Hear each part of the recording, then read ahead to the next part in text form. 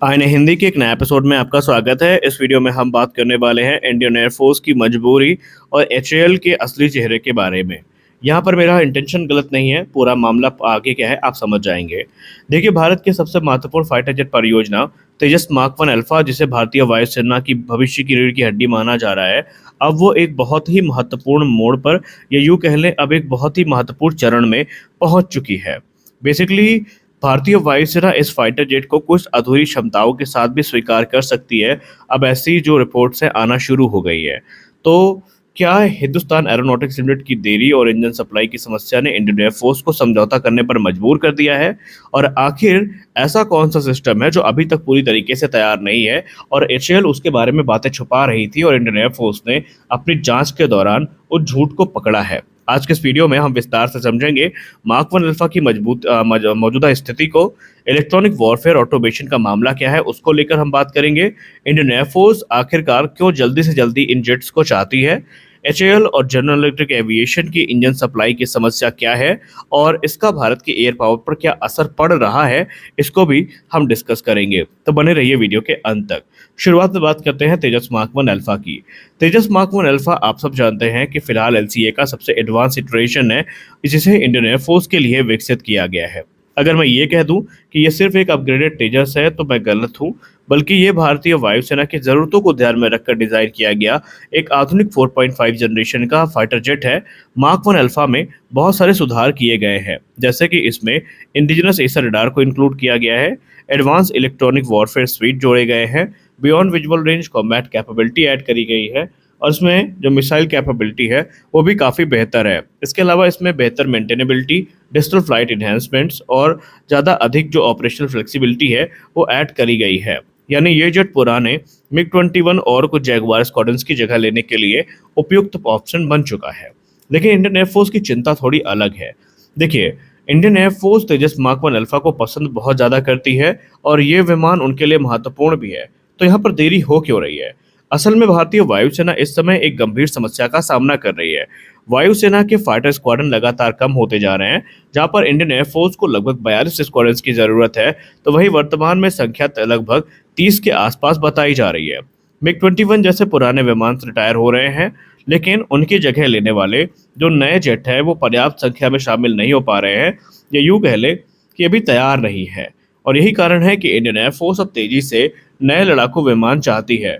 और इसी दबाव के कारण अब ये चर्चा हो रही है कि अगर तेजस मार्क 1 अल्फा के कुछ नॉन क्रिटिकल फीचर्स पूरी तरीके से तैयार नहीं होते हैं, तो भी क्या इन्हें शुरुआती चरण में स्वीकार किया जा सकता है? इसका इंडिकेशन इंडियन एयरफोर्स की तरफ से आ गया है। रिपोर्ट्स के मुताबिक सबसे बड़ी चर्चा इस समय इलेक्ट्रॉनिक वॉरफेयर ऑटोमेशन को लेकर हो रही है। इसे अगर हम आसान भाषा में आपको समझाने की कोशिश करें तो इलेक्ट्रॉनिक वॉरफेयर यानी ईडब्ल्यू सिस्टम किसी भी आधुनिक फाइटर जेट का सबसे अहम हिस्सा होते हैं। ये दुश्मन के सिस्टम, दुश्मन के रेडार, मिसाइल्स और इलेक्ट्रॉनिक सिग्नल्स को डिटेक्ट और जैम करने का काम करते हैं। अगर दुश्मन कोई मिसाइल लॉन्च करे तो यही सिस्टम पायलट को चेतावनी देते हैं, काउंटर मेजर्स एक्टिवेट करते हैं और एयरक्राफ्ट की सर्वाइबिलिटी को बढ़ाते हैं।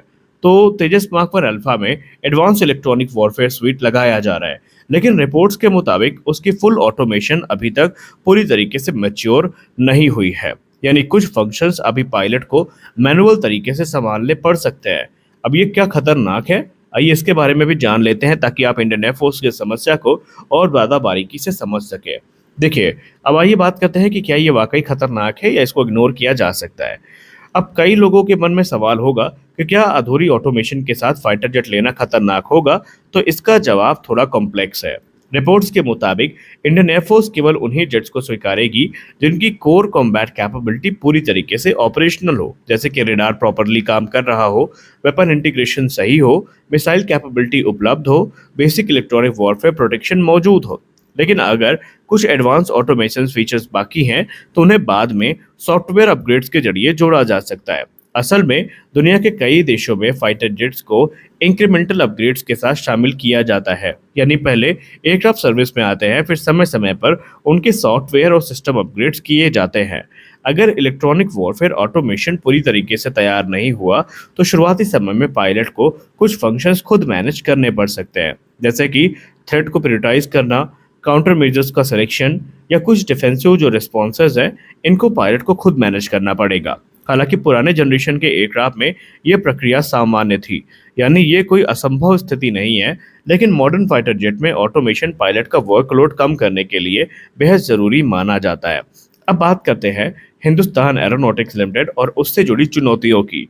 हिंदुस्तान एरोनॉटिक्स लिमिटेड को 2021 में 83 तेजस मार्क 1 अल्फा जेट का तकरीबन 48,000 करोड़ रुपए का कॉन्ट्रैक्ट मिला था। उस समय उम्मीद थी कि डिलीवरी 2024 से हम शुरू कर देंगे, लेकिन कई कारणों से प्रोजेक्ट में डिले हुई। इसमें supply chain issues, software integration delays, testing challenges और सबसे बड़ी समस्या जनरल इलेक्ट्रिक एविएशन से जो इंजन आने थे उनके डिलीवरी में डिले। और इन सारी चीज़ों ने प्रॉपर एक योगदान दिया है जो चीज़ें हैं उनको धीरा करने का या धीरे करने का।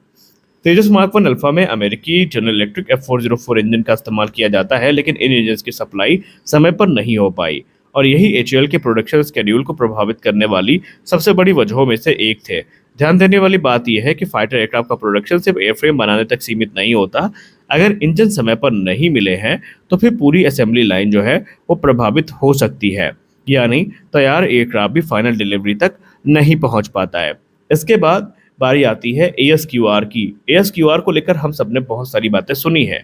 ASQR का मतलब होता है, या रिपोर्ट्स में भी आपने सुना होगा कि ASQR का जिक्र किया गया। ASQR का मतलब है कि एयर स्टाफ क्वालिटी रिक्वायरमेंट्स या एयर स्टाफ क्वालिटी रिक्वायरमेंट्स। ये भारतीय वायुसेना द्वारा तैयार किए गए टेक्निकल और ऑपरेशनल स्टैंडर्ड्स होते हैं। किसी भी एयरक्राफ्ट को सर्विस में शामिल करने से पहले इन स्टैंडर्ड्स को पूरा करना अत्यंत अनिवार्य होता है। इसमें शामिल होती है रेडार परफॉर्मेंस, दूसरा वेपन एक्यूरेसी, तीसरा इलेक्ट्रॉनिक वॉरफेयर कैपेबिलिटी, चौथा मेंटेनेबिलिटी और पांचवा मिशन इफेक्टिवनेस। इन सारी चीज़ों को एयर स्टाफ क्वालिटी रिक्वायरमेंट्स में रखा जाता है और इन्हें पूरा करना अत्यंत अनिवार्य है। अगर ये नहीं पूरे तो फिर किसी भी सूरत में जो विमान है उन्हें एक्सेप्ट नहीं किया जाएगा। और रिपोर्ट्स के अनुसार हिंदुस्तान एरोनॉटिक्स लिमिटेड ने कुछ मामलों में रिलैक्सेशन की मांग की थी ताकि डिलीवरीज को जल्दी से रिज्यूम किया जा सके या स्टार्ट किया जा सके। अब इंडियन एयरफोर्स का एक बड़ा रणनीतिक फैसला आ सकता है। सबसे बड़ा सवाल यही है कि क्या एचएएल वास्तव में इंडियन एयरफोर्स वास्तव में अधूरी क्षमता वाला विमान स्वीकार करेगी। असल में इसे अधूरा कहना पूरी तरीके से सही नहीं होगा।